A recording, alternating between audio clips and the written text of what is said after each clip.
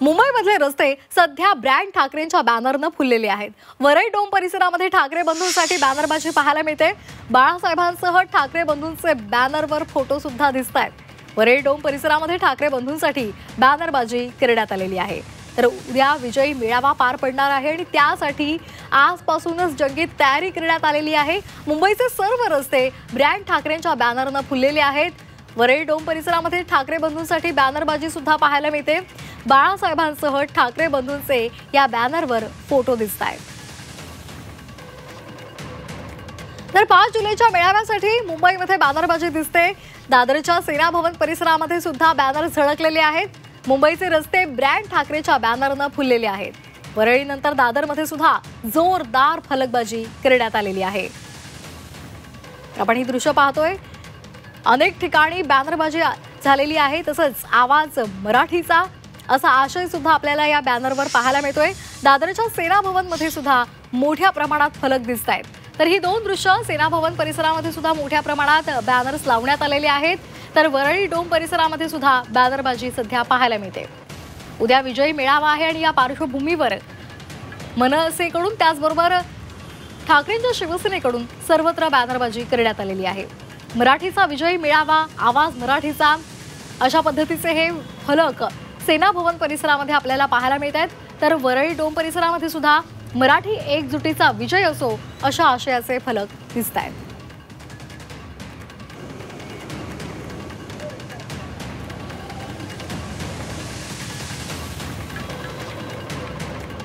आणि या संदर्भात अधिक माहिती घेण्यासाठी आपण जाणार आहोत थेट शिवसेना भवन परिसरामध्ये। आमच्या प्रतिनिधी सीमा आढे आहेत तिथे आणि त्याचबरोबर वरळी डोम परिसरामध्ये आमचे प्रतिनिधी मनोज कुलकर्णी आहेत। सुरुवातीला आपण जाणार आहोत शिवसेना भवन परिसरामध्ये। सीमा, आपण पाहतोय तिथले संपूर्ण रस्ते इथे आपल्याला बॅनरबाजी पाहायला मिळते आणि महत्त्वाचा मुद्दा म्हणजे या प्रत्येक बॅनरवर जो आशय आहे तो मात्र लक्षवेधी आहे। नक्की श्वेता, खरं तर उद्या होणाऱ्या विजयी मेळाव्याकडे फक्त मुंबईचंच नाही आणि दोन्ही पक्षाचंच नाही तर अवघ्या महाराष्ट्राचं लक्ष लागून आहे। कारण पहिल्यांदाच कित्येक वर्षानंतर दोन्ही ठाकरे हे आपल्याला एकाच व्यासपीठावरती पाहायला मिळणार आहे आणि अर्थात त्यामुळे दोन्ही पक्षाच्या कार्यकर्त्यांमध्ये एक वेगळाच उत्साह जो आहे तो पाहायला मिळतोय। गेल्या अनेक वर्षापासून एकमेकांवरती टीका करणारे हे दोन्ही पक्षाचे कार्यकर्ते आज एकमेकांसोबत आपल्याला पाहायला मिळत आहे आणि त्याच पार्श्वभूमीवरती संपूर्ण मुंबईमध्ये आपल्याला बॅनरबाजी पाहायला मिळत आहे। सध्या आपण शिवसेना भवनाच्या बाहेरून या बॅनरचा आढावा घेतोय। ठाकरे येत आहेत, तुम्ही सुद्धा या अशा आशयाचे बॅनर, असं आवाहन करणारे बॅनर आपल्याला सध्या या ठिकाणी पाहायला मिळत आहे।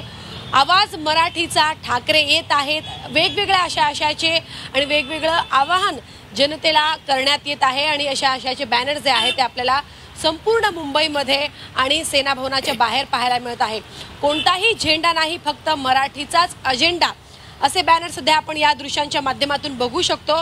श्वेता, उत्साह जो आहे तो शिगेला पोहोचलेला आहे याचा अंदाज आपल्याला हे बॅनर्स बघून पाहायला मिळत आहे। कारण दोन्ही पक्षाचे कार्यकर्ते, दोन्ही पक्षाचे वरिष्ठ नेत्यांनी दिलेल्या आदेशानुसार त्या आदेशाच्या अधीन राहून त्या ठिकाणी जे आहे ते बॅनर जे आहेत ते लावण्यात येत आहे। कोणताही झेंडा किंवा पक्षाचं नाव किंवा एकमेकांना डिवचण्याचा एकही बॅनर आपल्याला अजून तरी मुंबईमध्ये पाहायला मिळत नाही। त्यामुळे वरिष्ठ नेते तर सोबत आपल्याला पाहायला मिळतच आहे, मात्र कार्यकर्ते तळागाळापर्यंत जे कार्यकर्ते आहेत त्यांची मनं सुद्धा जुळलेली आहेत। त्यामुळे उद्या होणाऱ्या विजयी मेळाव्याकडे महाराष्ट्राचं लक्ष लागलेलं आहे।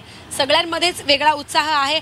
अर्थात उद्यानंतर दोन्ही ठाकरे आपल्याला एकत्र दिसणार की नाही हे कारण किंवा हे अजूनही स्पष्ट झालेले नसताना मात्र उद्या दोन्ही ठाकरे आपल्याला एकत्र दिसतील आणि त्याचा माहोल आणि एक मोठं शक्ती प्रदर्शन करण्याच्या तयारीमध्ये दोन्ही पक्षाचे कार्यकर्ते आणि वरिष्ठ नेते सध्या आपल्याला पाहायला मिळत आहेत।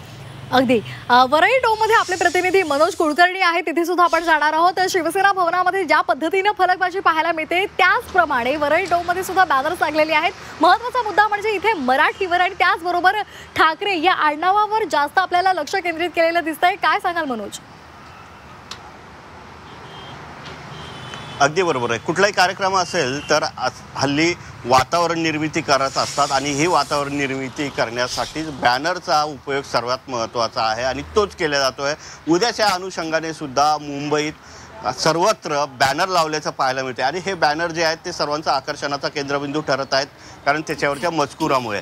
विशेषतः यावर ठाकरे बंधू एकत्र येणार असल्याने मोठ्या प्रमाणात हे बॅनर या ठिकाणी लागत असल्याचे पाहायला मिळत आहेत. हे या ठिकाणी वरळीचं हे प्रवेशद्वार आहे, ज्या ठिकाणी ही सभा होणार आहे आणि त्याच्या प्रवेशद्वारावर सर्वात महत्त्वाचं म्हणजे बाळासाहेब ठाकरे यांचे फोटो आलेले आहे. तर दोन्ही बाजूला उद्धव आणि राज ठाकरे यांचे हे बॅनर लावण्यात आल्याचं पाहायला मिळते आहे.